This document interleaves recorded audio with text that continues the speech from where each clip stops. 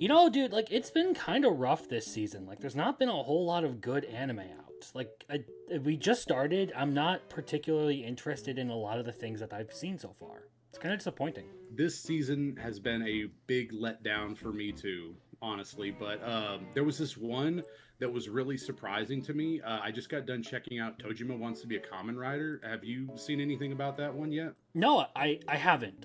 But I've never really been a big fan of Kamen Rider. Like, the last thing I did was watch, like, Power Rangers when I was a kid, so.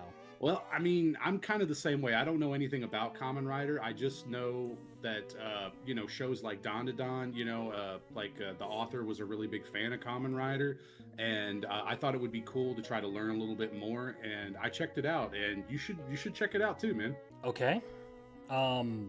Maybe. I guess I'll give it a shot. It's got good action, trust me. Okay.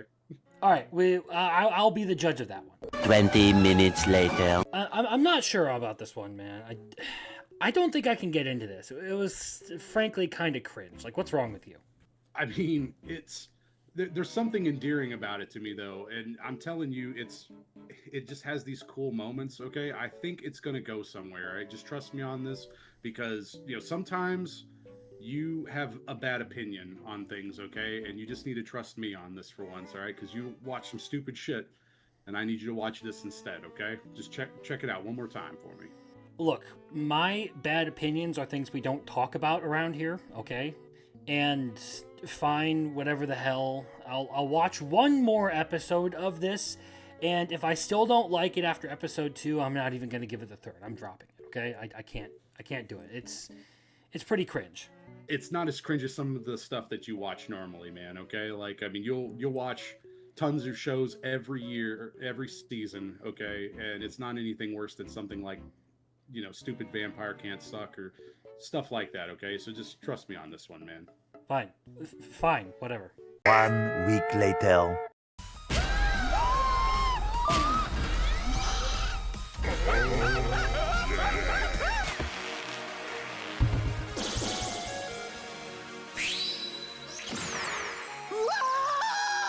So, Muffler Tape? Yeah, man. I think you may have been onto something with this Kamen Rider anime. You horny bastard. So I really was just going to up and drop this one after its first episode. But ultimately I am glad that I didn't do that. Because for as much as I can joke about how Yuriko's tits kept me watching this anime, it isn't the only reason that I am still watching this anime. Tojima Wants to Be a Kamen Rider follows the story of one Tojima Tanzaburo, a man who dedicated his whole life to training his body so that he could may one day become Kamen Rider. Basically, we have a middle-aged man suffering from a severe case of chunibyo. Though, after something like 4 decades of his own brutal regiment, he finally decides it's time to pack it in and let go of his admittedly ridiculous childhood dream. However, just as he's moving on, a strange string of shocker robberies pop up where several members of the local Yakuza group put on masks for a couple of mundane shakedowns. And it's Tojima's chance encounter with such a group that puts him over the moon with joy at the chance to live out his lifelong dream of being Kamen Rider. Now, admittedly, the show is a little bit cringe at times. It's basically a bunch of grown-ass men LARPing as their childhood heroes, getting into tokusatsu-style slugfest fights. But I will say that this one ends up being cringe in a rather enjoyable way.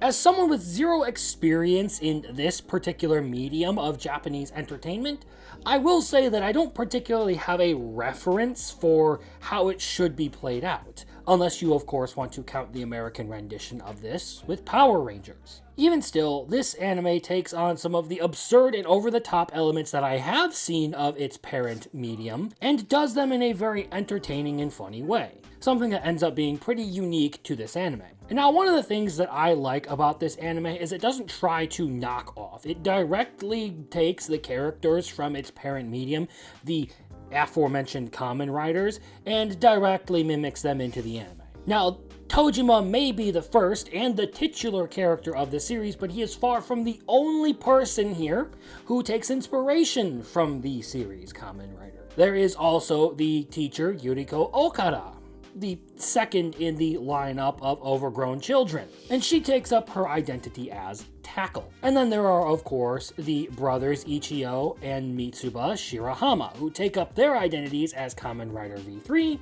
and Rider Man.